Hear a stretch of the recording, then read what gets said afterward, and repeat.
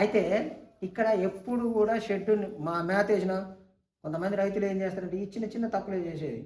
ఉదయం వేస్తే మనం ఆ మేత వేయగానే ఏమైందంటే ఆకులు రాలిపోతాయి, పండాకు పడతాయి, కింద దుమ్ము ధూళి తెచ్చినంత కింద పడతాయి.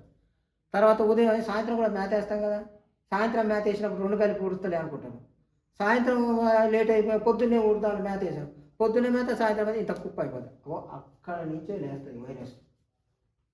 ఆ మూలన ఎట్టి పరిస్థితుల్లో కూడా ఈ చెత్త చెదారం మూలన పెట్టమాకండి.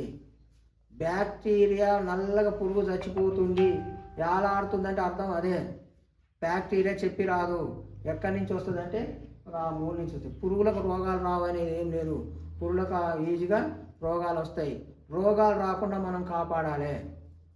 ఇంట్లో చేసి ఇప్పుడు మనం పోయినామనుకో సర్ది అయిందో జ్వరం అయిందో నేను 2 గంటలు నిలబడ్డ కాళ్ళు పీలో తీస్తే నేను డాక్టర్ కాడికి పోతా. ఇది 1 2 కాదు, ఒక 100 గుడ్లకు 25,000 పురుగులు. అవునా? 100 గుడ్లకు 25,000 ఎంత? ఒక గుడ్డుకు 500, 100 గుడ్లు ఎంత? ఒక 100 గుడ్లకు ఒక గుడ్డు 500. ఒక్క గుడ్డు 500. ఒక గుడ్లు ఎన్ని పిల్లలు ఉంటాయంటే 500 పిల్లలు ఉంటాయి. ఇప్పుడు శంకర్ 50,000 అంటే 200 అంటే 1,00,000. అంతేనా? 1,00,000 పురుగులకు నువ్వు ఏ మందు పెడతావు? ఏ మందు పెట్టలేవు. కాబట్టి రోగం వచ్చింది అంటే నువ్వు నేను సమానమే.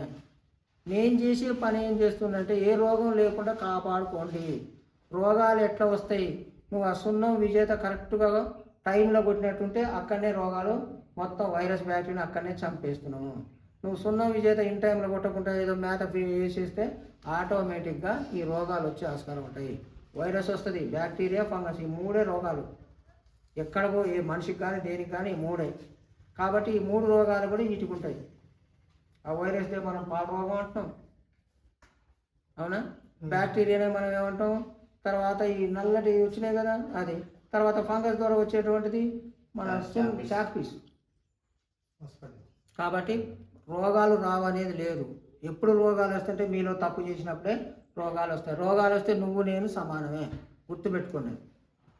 ఎందుకంటే ఏం చేసేది లేదు. కాబట్టి మనం అందుకనే దీంట్లో ఎప్పుడు కూడా ప్రికాషనరీ మెజర్స్ అంటే ఏమంటే రోగ నిరోధకాలు అవి అటు రెండింటి పేర్లు అయ్యే. విజేత మీద విజేత రోగ నిరోధకాలు ఏంటి?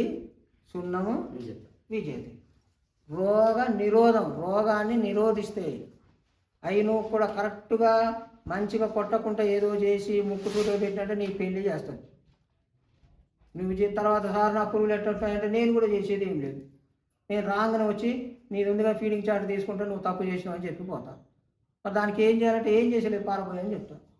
అంతేగా, మంది ఏం చేసేది లేదు. ముందే తప్పించినావు కదా దానికి. రోగం వచ్చిందాక ఓపిక పట్టినావు, రోగం వచ్చిన తర్వాత నువ్వు నేను సమానం.